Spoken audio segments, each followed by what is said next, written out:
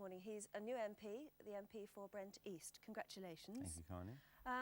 Well, what are you going to do now? I mean, it must be quite exciting for you. I know that you did want very much to get into Parliament after the GLC. It's taken long enough, and it was quite a scare on the night because the independent Labour candidate drained off some pretty crucial votes.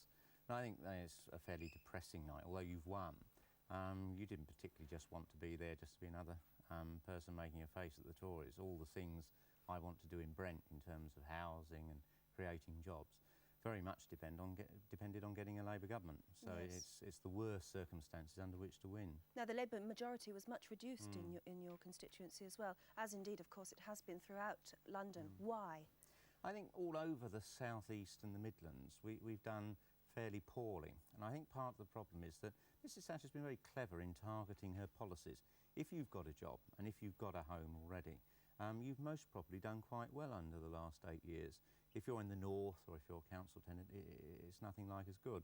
And that has helped to erode our support. And it's almost as though Labour's being forced back into its traditional base, which is much smaller today than it was, say, 30 or 40 years ago. We've got somehow to break out and be much more attractive to people that live in the Midlands and in London and the South East, if we're to ever get the sort of votes we need in Parliament so that people in the north can have their problems dealt with in terms of unemployment and housing. Now, I heard you give an interview overnight which implied in a way that you were critical.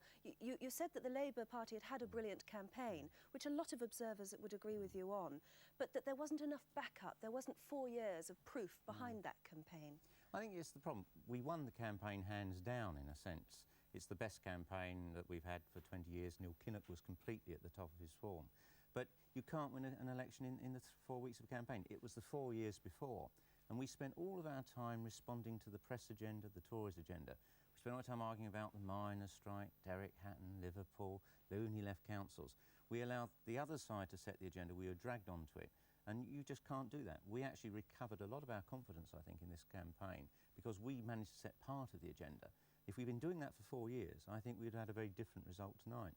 Now, I mean, you're painted by many as being part of that sort of loony left side of things. I mean, they used to call you Red Ken. I don't know whether we should call you Red Ken anymore. Oh, the papers all did in the last 4 weeks. Did It's they? almost like being back at the beginning of the GLC. It's really quite vicious, actually. Aren't you just part of what went wrong then with the Labour's campaign? And isn't it because of you and people like you that there was a massive anti-Labour vote? I think, I mean, the projection of people like myself and other council activists over the last few years has worried a lot of people. But it's part of our problem is we're not judged on what we've actually done, and we've been judged on what the press have said we've done. If you go back to when we had the GLC, because you could set what we were doing in the context of the whole range of policies on housing and transport, as well as fighting discrimination, we could get things across. But when you get to a point where the GLC is taken away, there wasn't a platform for Labour to actually put it all in context. I mean, had we thought about it, what we should have done is persuade Neil Kinnock and Dennis Healy and others to actually to use a couple of party political broadcasts to explain what we were doing about lesbian and gay rights and ending discrimination. But Mr Kinnock doesn't seem to want to allow that at all. He doesn't want that, does he? Well, I think he wanted to paint the Labour Party as being a moderate Labour Party. I think part of the point is you can't run away from an issue. You actually have to face it and confront it. In other words, you're saying to him, I'm here and you're going to have to like me. No, I'm not saying I'm here. I'm just saying the issue of lesbian and gay rights is there. Labour, whether it's led by Neil Kinnock, is never going to come out against tackling discrimination against a sexual minority or an ethnic minority.